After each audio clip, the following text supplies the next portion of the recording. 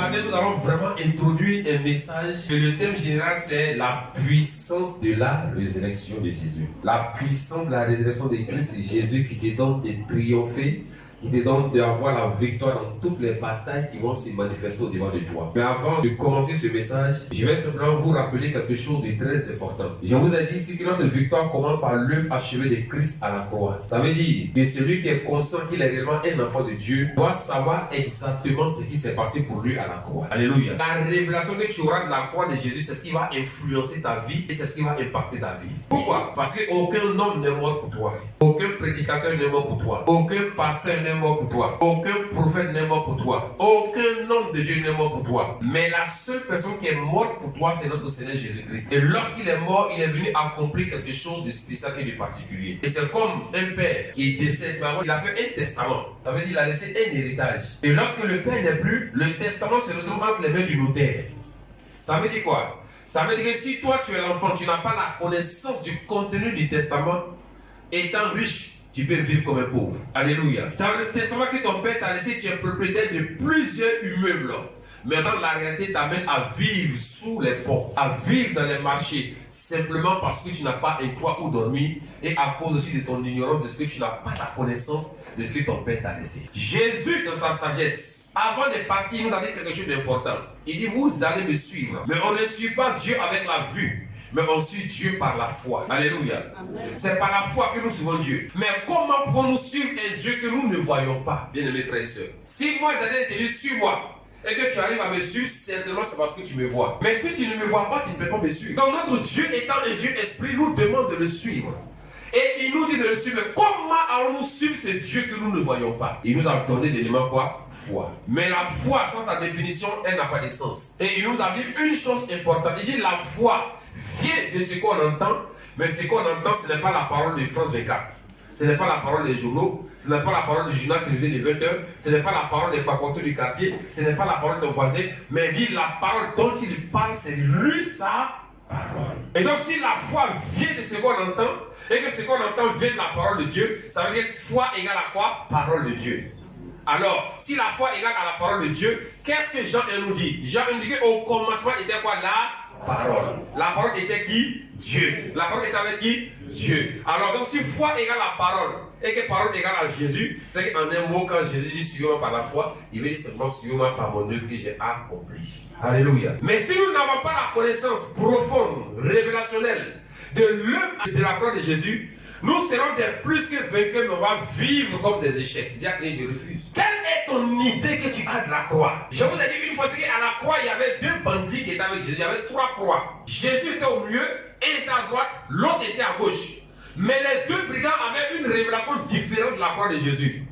Parmi ces deux brigands, il y a un qui a regardé Jésus comme un criminel. Il dit, ah si moi je suis ici parce que je suis un criminel, et que ce monsieur aussi est là, c'est qu'il est quoi? Un criminel. Commencer à parler mal de Jésus, commencer à insulter Jésus, mais son camarade regarde la croix de Jésus. Il regarde ce tombe-là. Il a eu une autre révélation de la croix. Amen. Et il dit à Jésus, quand tu seras dans ton royaume, souviens-toi du roi. Tandis que l'autre l'insultait. Jésus lui dit, aujourd'hui même, tu seras avec moi dans le royaume. Deux personnes, deux croix, mais deux visions différentes. Demande à ton frère, demande à ta soeur, quelle est la vision que tu as de la croix de Jésus? La vie de Dieu commence par l'œuvre achevée de Christ. Et la croix de Jésus, c'est là que notre victoire a commencé.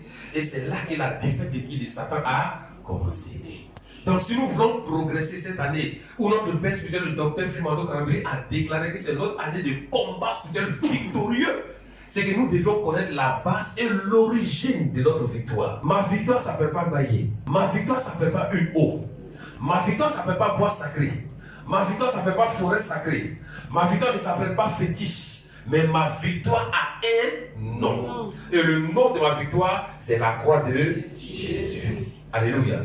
Et je vous ai dit que la grosseur du fétiche ne fait pas la puissance du fétiche. Non. Le nom de Jésus, aussi petit qu'il soit, mais avec ce nom-là, c'est le nom le plus puissant. Que à la mention de ce nom, ça veut dire que si tu es en danger, que tu te trompes, que tu dis Jésus, Le secours vient au-devant de toi. Amen. On te dit, tout genou fléchit dans les cieux, sur la terre et sous la terre, et toute langue confesse que ton Jésus est Seigneur à la gloire de Dieu le Père. Amen. Donc notre victoire a un nom. Notre victoire a une origine. C'est l'œuvre de la croix. Mais si tu veux t'appuyer sur l'œuvre de la croix, il faut savoir quels éléments, les ingrédients. C'est comme on te dit, il faut préparer sauce. Non, si tu ne connais pas les ingrédients pour préparer ta sauce, tu vas sentir l'odeur de la sauce dans ton esprit. Tu vas avoir le goût dans ton esprit. Mais tu ne peux pas avoir la manifestation visible. Donc la croix de Jésus est notre victoire. Mais quels sont les ingrédients qui sont dans la croix de Jésus qui nous donnent de triompher devant tous les combats spirituels? C'est ce qu'il faut connaître. Et je vous ai dit une fois ici que la face invisible de la croix a des éléments cachés. Et ce jour, nous allons parler de 12 éléments essentiels de la croix de Jésus. Et ce matin, je vais juste faire un rappel pour que vous sachiez au moins quels sont les 12 éléments essentiels de la croix de Jésus. Qu'est-ce qui s'est passé à la croix de Jésus?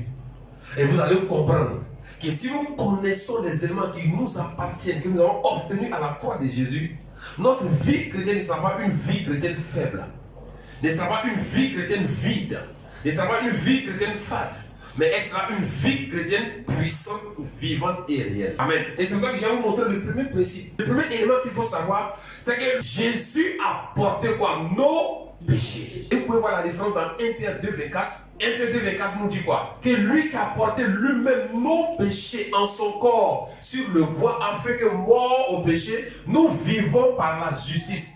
Alléluia.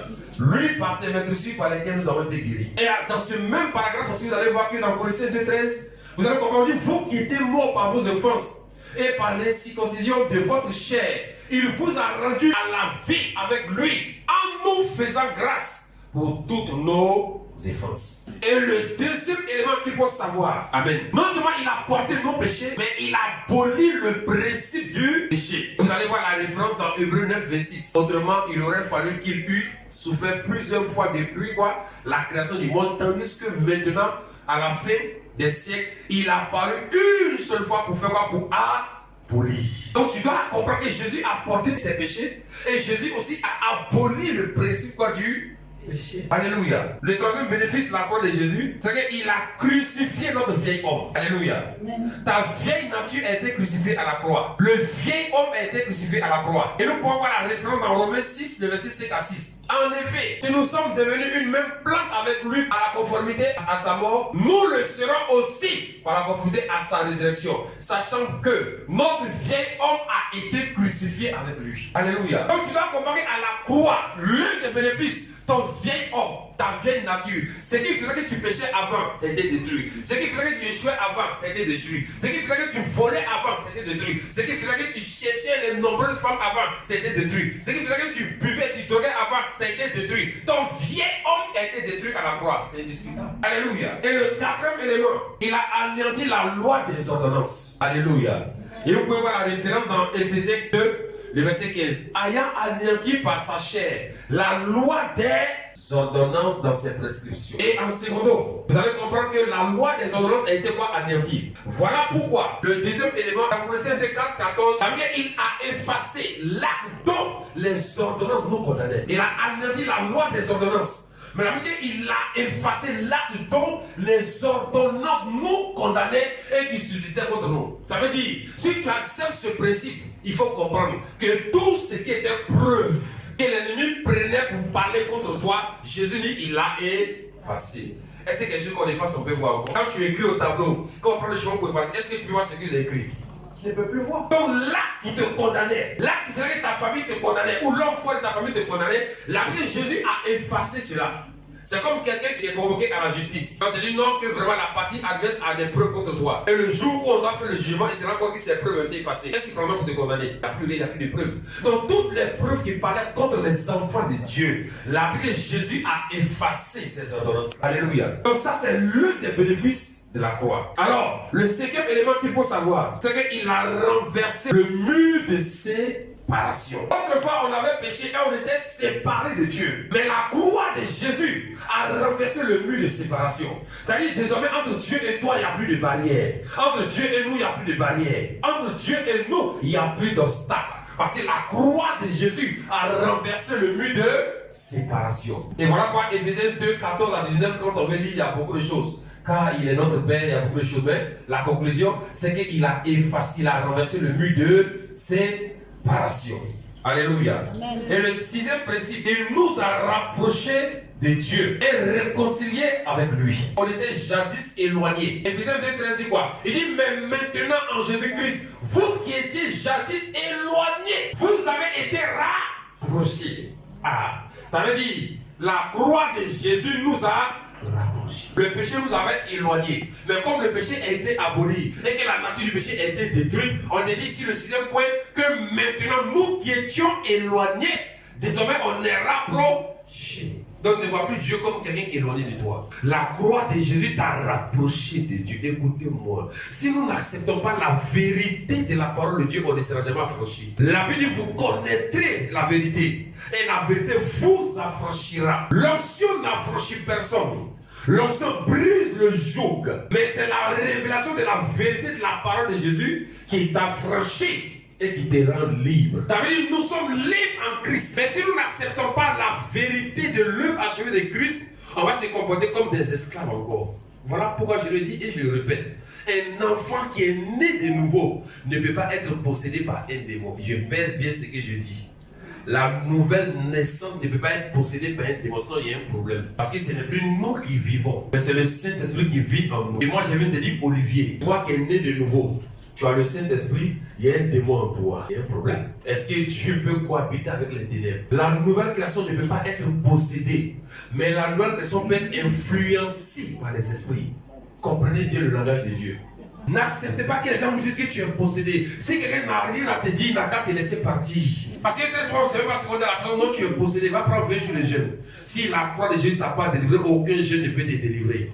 Mon frère, ma soeur, tu es impossédable.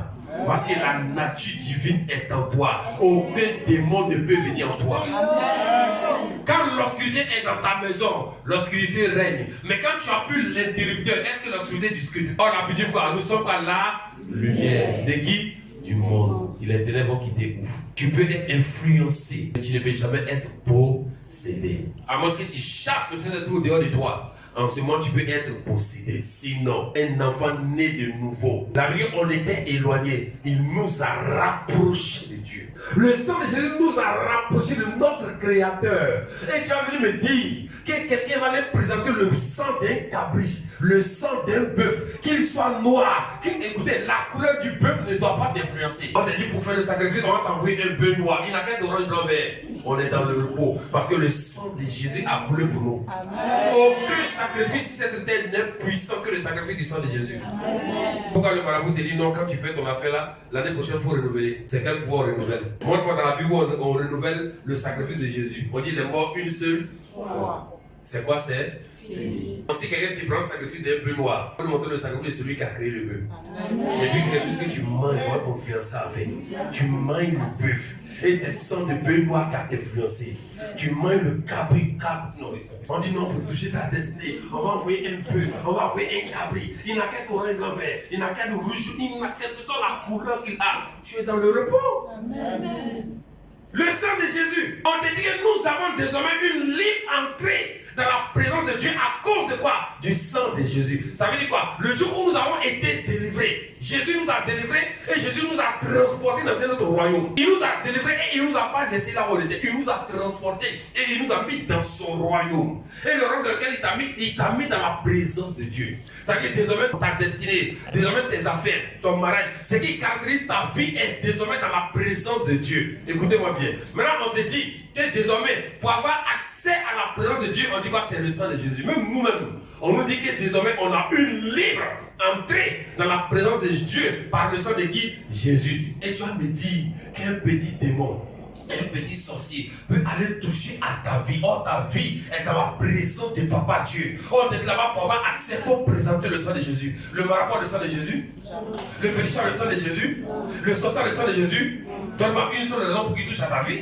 C'est l'ignorance. C'est l'ignorance. Ça fait la Bible que mon peuple périt par manque de connaissance. Le 7 nous a racheté de la malédiction de la loi. Donc la croix de Jésus nous a racheté de la malédiction de la loi.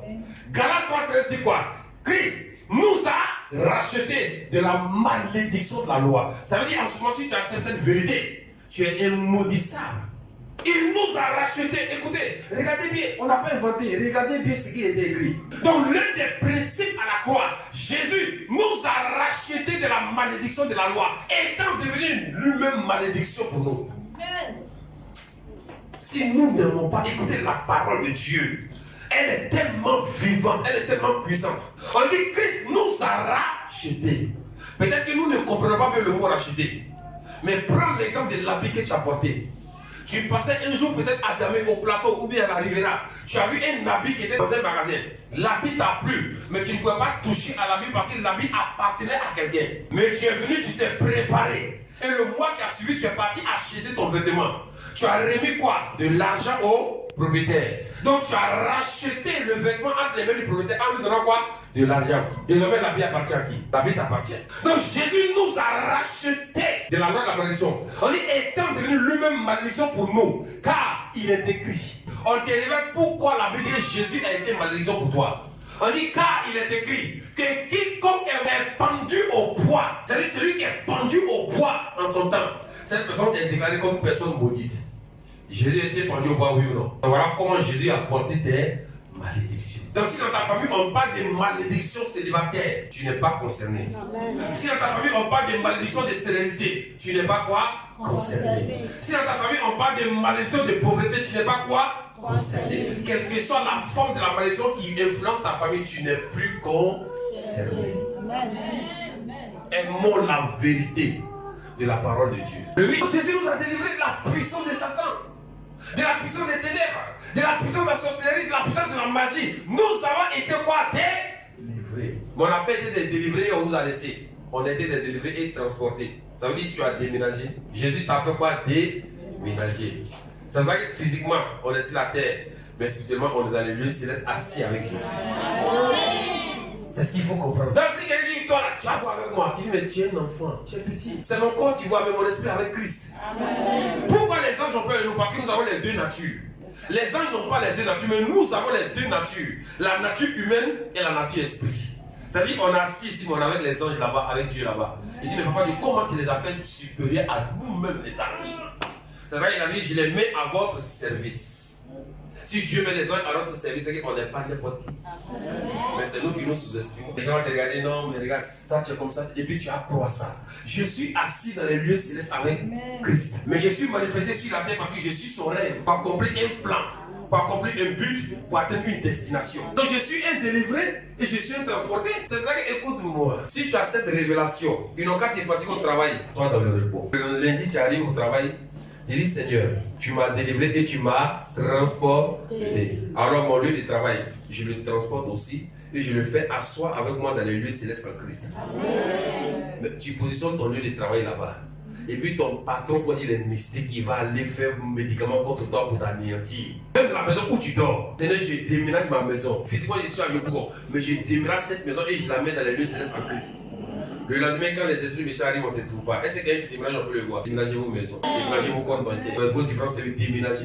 C'est spirituel, le surnaturel, parce qu'on ne connaît pas. Donc, c'est quelque chose de spectaculaire. Et le neuvième bénéfice de la croix de Jésus, nous sommes guéris par ses meurtrissures. 1 Pierre 2, 24. Lui qui a porté lui-même nos péchés en son corps sur le bois, afin que mort au péché, nous vivons par la justice. Lui, par ses meurtrissures, duquel nous avons été quoi? Guéris. Donc toi et moi, on était guéris à la croix. Le 10e bénéfice de la croix. Notre pauvreté a été sur Jésus à la croix. 2 Corinthiens 8, 9 dit quoi? Car vous qui connaissez la grâce de notre Seigneur Jésus-Christ, qui pour vous s'est fait pauvre. Donc Jésus s'est fait pauvre pour qui? Pour toi. Pauvre pour moi. Il s'est fait pauvre pour nous. Et il a pu dire quoi? Afin que par sa pauvreté à la croix, vous fussiez quoi?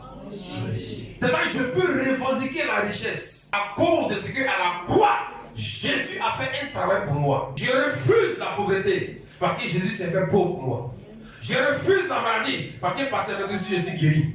Je refuse d'être possédé parce qu'il m'a délivré à la croix. Regardez les bénéfices de la croix. Et le onzième bénéfice, c'est quoi? Il nous a donné le repos de Dieu. Hébreux 4, verset 10. Car celui qui entre dans le repos de Dieu se repose de ses œuvres. Il est temps que tu te reposes de tes œuvres. Amen. Mais accepte qu'à la croix de Jésus, Jésus te donne de rentrer dans son repos. Rentrons dans le repos de Dieu. Et le 12e élément, bénéfice essentiel de la croix, c'est quoi? Dis-moi, c'est le tout est accompli. Jean 19, 30. Quand Jésus eut pris le vinaigre, il dit, 2 points, tout est accompli. C'est la dernière parole que Jésus a déclarée. Écoutez-moi. La première parole de Jésus est importante. Et la dernière parole est révélationnelle. Tout est accompli pour toi. Parce que ta maladie, ta misère, ta pauvreté, les esprits, les forteresses, le vieil homme, le péché, la nature. Et Jésus a tout traité à la croix, point par point. Et il s'arrête devant toute l'humanité. Il s'arrête devant Satan et ses démons déchus. Et Jésus déclare pour toute l'humanité, pour tous ceux qui vont croire en lui, que désormais pour toi, tout est accompli. Et baissant la tête, il rendit quoi? Les 12 bénéfices de la croix. Si tu ne les connais pas, le diable va te tromper. Les gens vont te tromper. Les démons vont te tromper. Connais ton Dieu et tu marcheras de victoire en victoire.